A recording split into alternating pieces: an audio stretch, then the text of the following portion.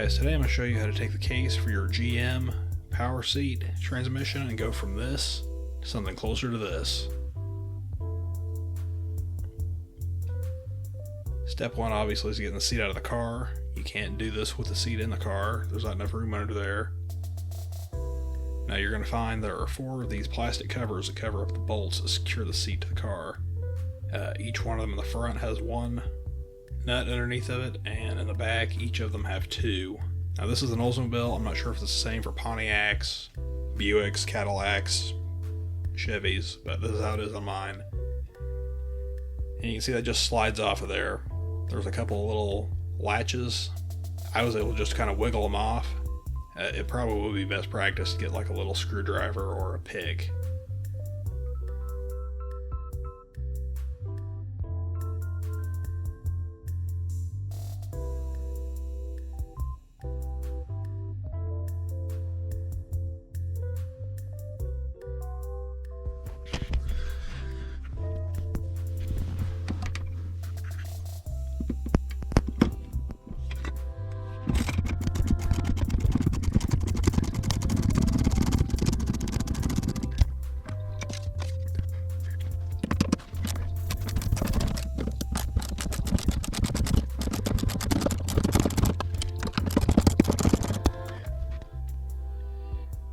Unfortunately, I was not able to get you guys any footage of me undoing the ones in the back.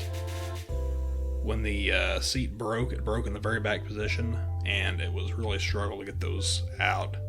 Here's a picture of the studs for the back end of the seat. Those nuts are 13 millimeters, just if anybody needs to know. And here is the coupling. This is a sacrificial link between the motor for the power seat and the transmission of it. I had run mine all the way back, and it got brittle with age and broke. And whenever I took a closer look, that's when I realized my entire case was kind of shattered. And it prompted me to start this project.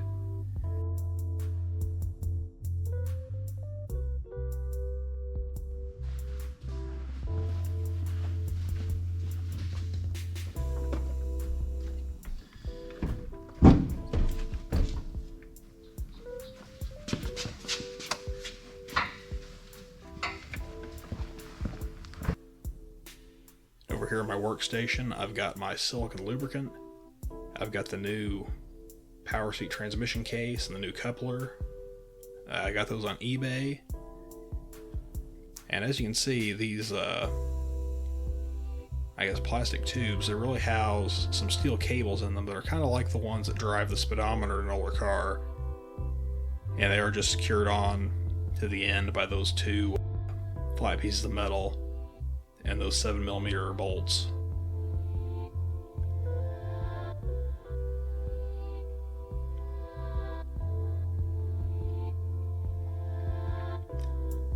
Now up to this point I thought I was just going to be able to take off those flat pieces of metal that secured the cables, and that I would have enough room that I could wiggle the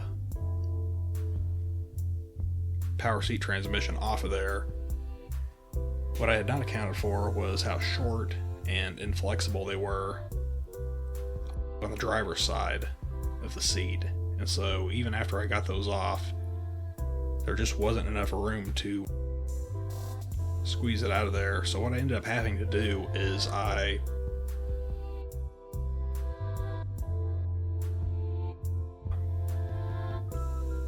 took out the bolt on the rail for the passenger side, and that allowed me to move it out of the way a little bit, just enough so that I could get it off of there. Initially I thought I was going to have to take both of them off, so I took off the plastic trim on the side in an effort to gain access to that screw in the back. But after I took off the bolt at the very front, that's when I realized that I could just pivot that seat rail out of the way a little bit, and that gave me the space I needed.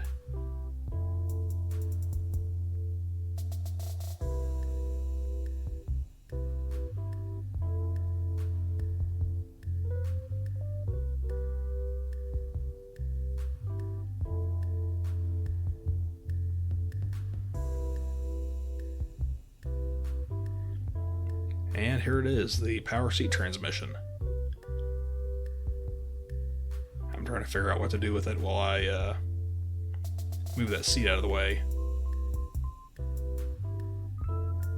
Over here I'm getting it set up. The good thing about doing these videos for you guys is it allows me a chance to document it. Not just for you, but also if I'm having a hard time putting something back together, it gives me something to fall back on.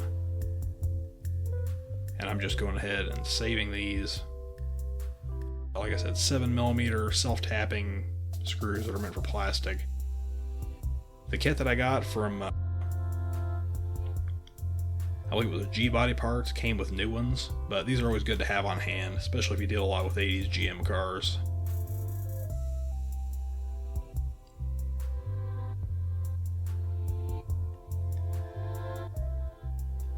So I'd never taken one of these apart before, and it's actually pretty simple on the inside. On the side that I've got off camera right now, there's a little steel fitting pressed in there, and it kind of serves as just a bushing that a couple of these nylon gears ride on.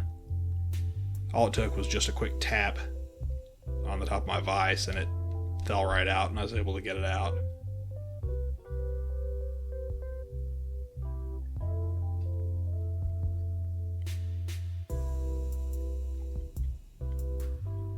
Off camera here, I'm giving it a quick clean, just getting rid of the old grease.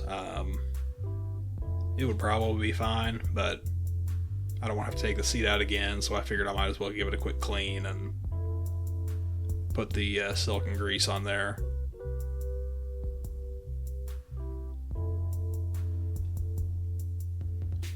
And when I went to press it in, it went in there just a little bit crooked, so off camera I had to take a screwdriver to get it out and make sure I pressed it in square this time. You see I've got both thumbs now.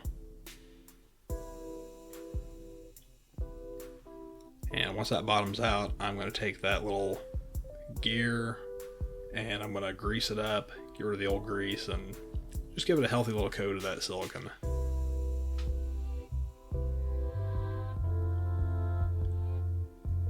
I do apologize, a few of these things, it's a little bit awkward working with the camera right in front of me, so a few things didn't quite make it onto camera, but I think overall you'll be able to see the gist of this.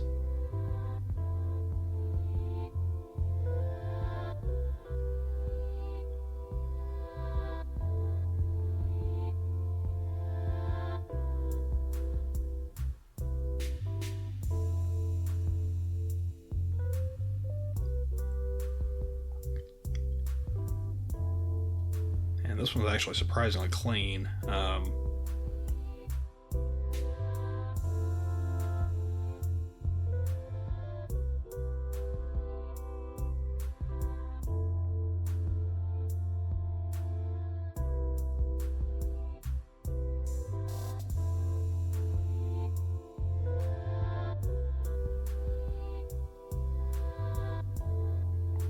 And this piece of metal is just kind of a, well, it's kind of a combination of a thrust bearing, but it also relieves some of the strain that might get put on the plastic. It fits over the steel shafts and the inside of the different gears. And taking it apart, I'll explain to you how this works. It's actually pretty clever.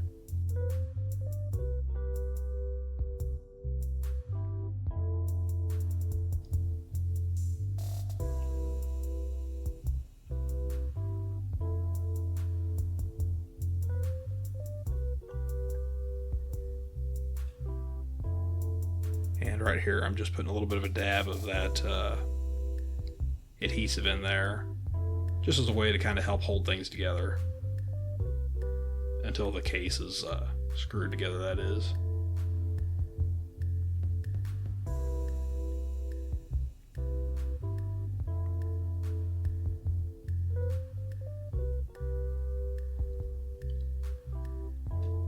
So each one of these shaft and gear combinations controls a different one of those cables.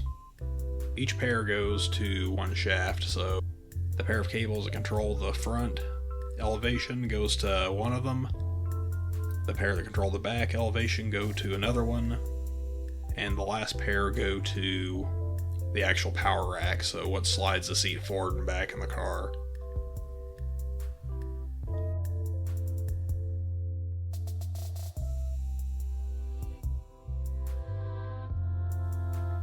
way it works is whenever you flip the switch, it'll spin the motor either one direction or the other. And what it also does is it engages a solenoid. And until that solenoid gets engaged, all of these just free spin. So these gears all spin against each other. And whenever the solenoid gets activated, what it does is it will actually engage a dog clutch so that the power is transmitted to a shaft. Otherwise, those gears just free spin on the shafts and they don't do anything. So I thought it was kind of neat. I'd never seen one of these taken apart before.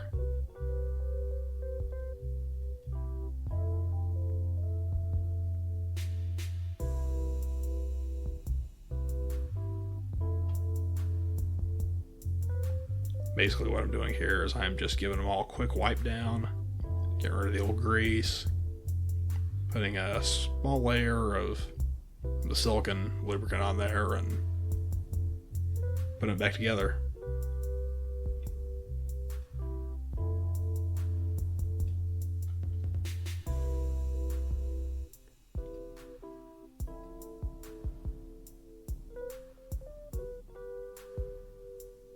Now there is a small spring on each of these shafts just to prevent the clutches from engaging when you don't want them to, but it is not like loaded in there, so you don't have to worry about it flying apart when you take this apart.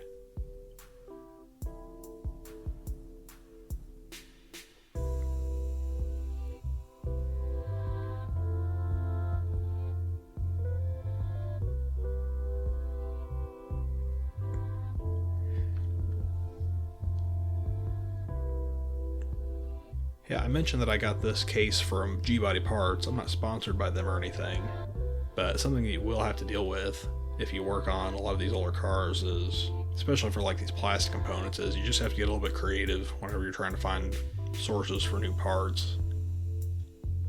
I think G-Body Parts originally intended this to go in a Cutlass, and of course any other G-Body car would probably be about the same. But I was able to look up in a Hollander manual and find out this is the same part for like the Delta 88. I know Cadillacs used the same one. Just a bunch of different GM cars.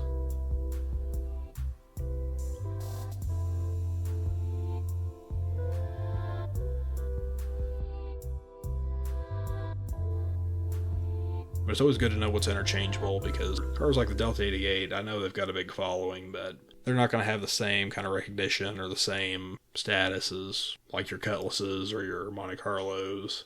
So a lot of times the aftermarket just isn't going to cater to you as much, and you've got to get creative when it comes to sourcing these parts.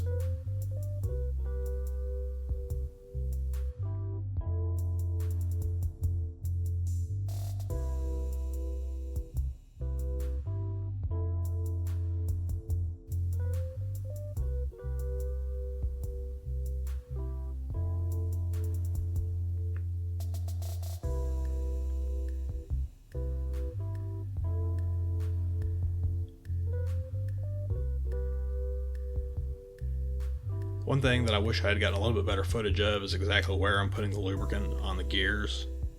There's kind of that shoulder at the bottom where it rides up against that piece of steel that I mentioned functions as a thrust washer. I've been putting a dab there, and then I've been putting just a little bit between the actual teeth. That way they're not going to tear each other up. I'm not really sure if anybody out here makes replacement gears for these. That's kind of the reason they have the sacrificial link, that part that I showed you at the beginning that broke and caused this whole project. Because as long as that is the only thing that's broken, I could see a guy maybe being able to get in there and replace that without having to take the transmission and the seat out of the car. And it also beats trying to replace all these gears, because I assume they're not easy to get a hold of.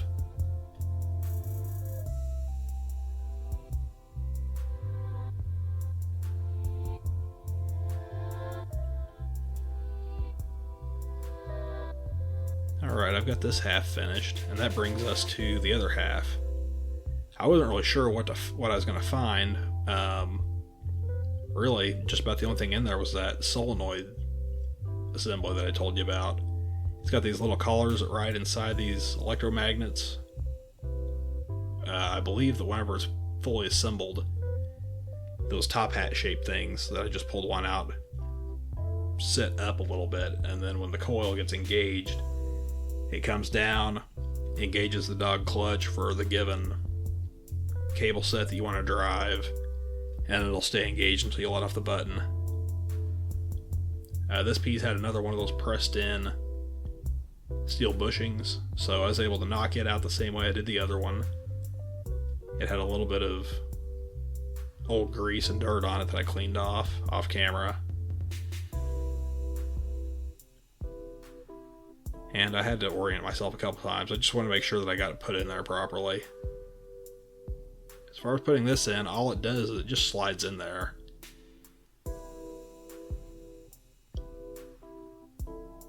And that really is about all there is to it. It is a bit of a tight fit getting it in there, and you can see that I'm kind of pressing it in place with my thumbs just to make sure it's fully seated.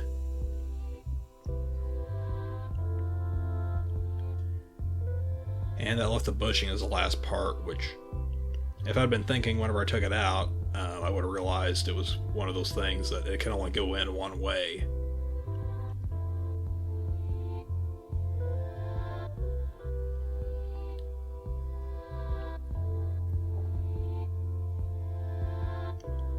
And I figured a little bit of grease in there couldn't possibly hurt.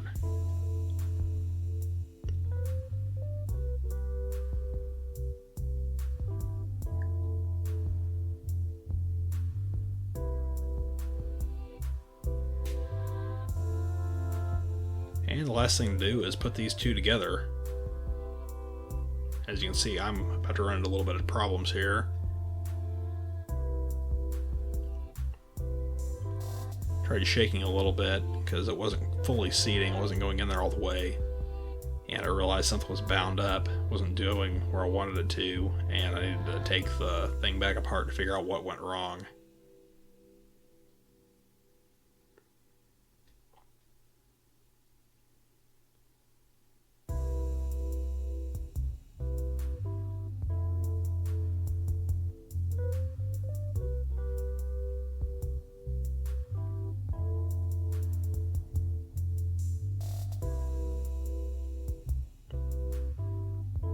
I decided this would be a good time to add just a drop of lubricant to the other side of the case.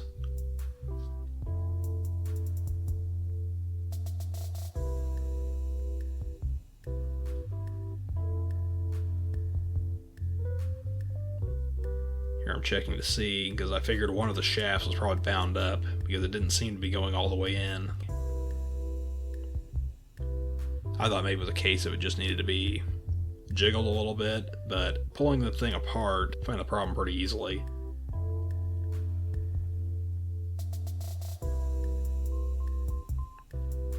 So the issue ended up actually being that steel bushing at the bottom.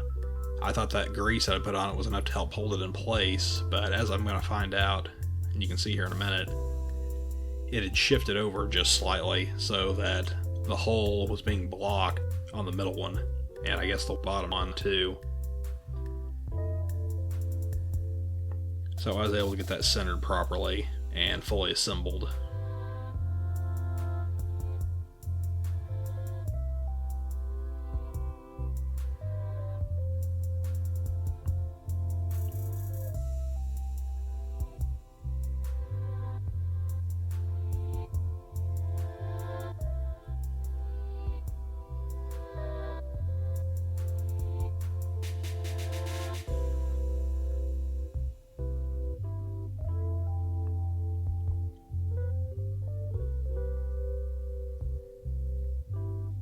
And at this point, all there really is left to do is to push these two halves together.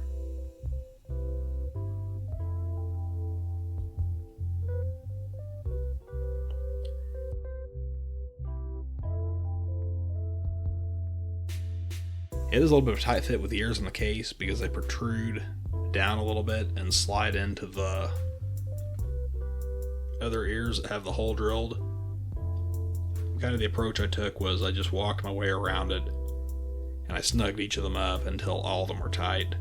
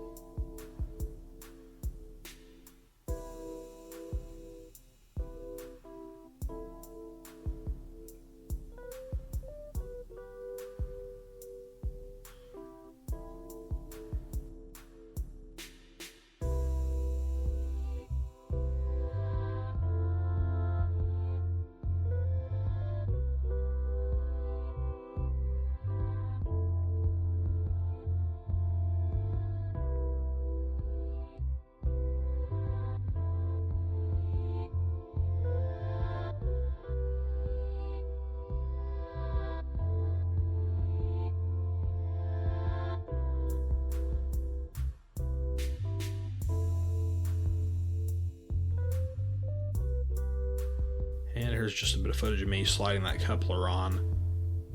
This is another one of those, there's no wrong way to do it. The shaft on the transmission and the shaft on the motor are different sizes, and it's just like a D style shaft. This is about the point that my camera died. It was very hot out in the garage, but as you can see, I got it put back together and reinstalled. And the seat goes up, back, tilts, does everything it's supposed to do. So I hope you guys found this video helpful. Make sure to leave me a comment, like, subscribe, and I'll see you in the next one.